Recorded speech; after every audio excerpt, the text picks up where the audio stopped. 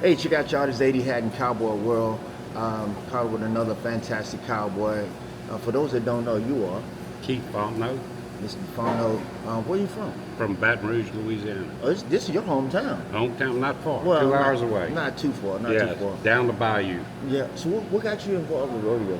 But years ago, we always raised a lot of cattle and we went in the chemical business and had good friends. Well, when I first started, Rudy Burns and Rick Young told me I needed to go get my card, pursue a deal, and I was good friends with J.G. Crouch, Leon Coffey, and Rex Dunn.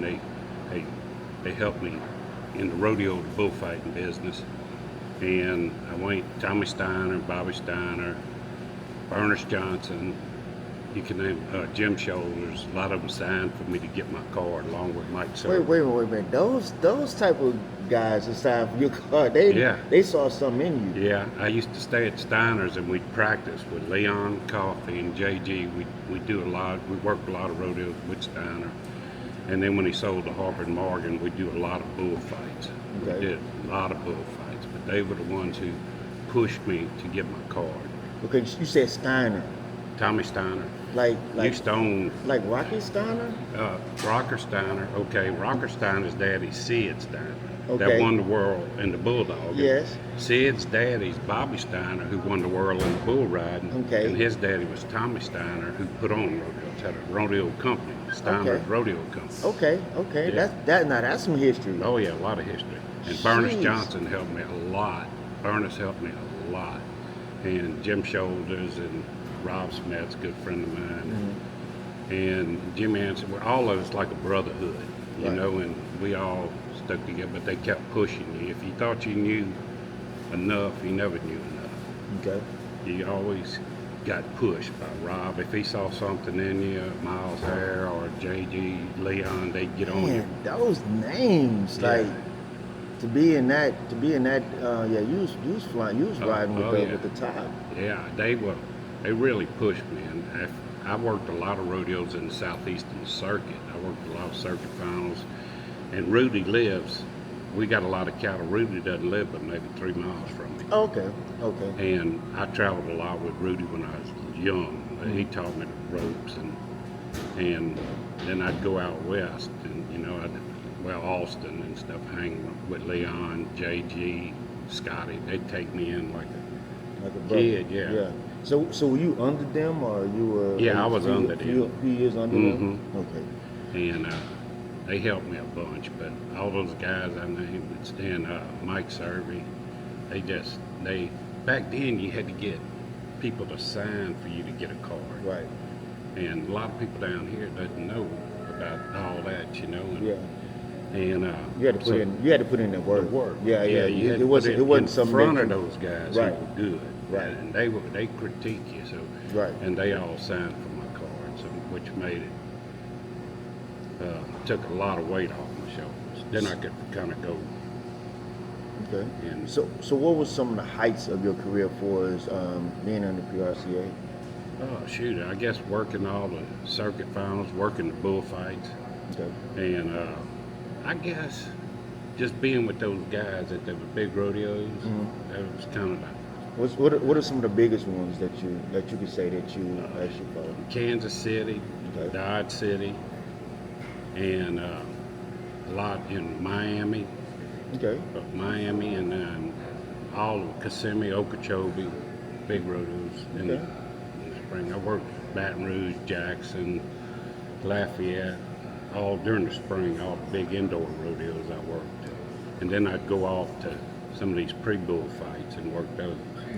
So if you had to say that you had a goal in rodeo, what was that goal? What was that goal that you wanted to achieve that you did achieve? I wanted to be known to protect the bull rider. Okay. And when they brought bullfighting in, that was a little extra. You could do, but my goal, like Rob said, always give 110% Okay. in both events. If you don't give that, don't go in the arena. All right. I did that. And I kind of programmed myself to protect that bull rider. And when they started the bullfights, I kind of watched it for a while, and that was a little extra something to feed on. Okay, Now so we that, can go play. You he know? say now we can go play. You know, them guys loved it, and you know, we all ate that up, and that was a good time. You know, Wow. yeah, So that was fun. yeah, that was great times with all those guys. I mean, Jimmy Anderson, all of them. it's kind of hard to say that being in front of a bull, being chased by a bull is fun. So, Yeah, it was kind of, you know. I'm we just took- saying. yeah, I'm just saying. we took it as fun, you know, like that. And most of those bulls, and a lot of bullfighters can tell you this. We fought a lot of those bulls pretty regular, and they kind of knew who you were. No, man. You know? No. They kind of looked out there and said, "Well, there's Miles Harris. He's going to try to do this." But them bullfighters would change it up on them so bad, you know.